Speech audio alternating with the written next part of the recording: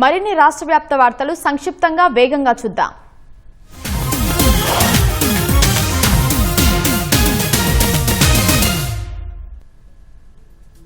కూటమి ప్రభుత్వం వచ్చాక రాష్ట్రంలో ఉద్యోగాల జాతర కొనసాగుతోందని సర్వేపల్లి ఎమ్మెల్యే సోమిరెడ్డి చంద్రమోహన్ రెడ్డి పేర్కొన్నారు. మొదట మెగా డిఎస్సితో 16,400 టీచర్ల ఉద్యోగాలను భర్తీ చేసి మంత్రి నారా లోకేష్ తన బ్రాండ్ నిరూపించుకున్నారని వెల్లడించారు. ఇప్పుడు మరో 10,060 పోస్టుల భర్తీకి జాబ్ క్యాలెండర్ విడుదల చేయడం శుభపరిణామమన్నారు.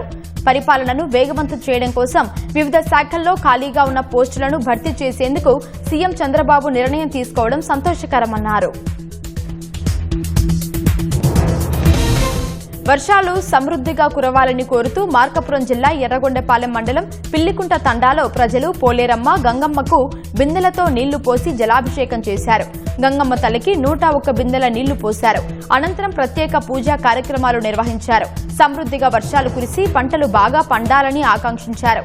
ప్రతి ఒక్కరూ సిరి సంపదలతో పాటు సుఖ సంతోషాలతో ఉండాలని మొక్కుకున్నారు.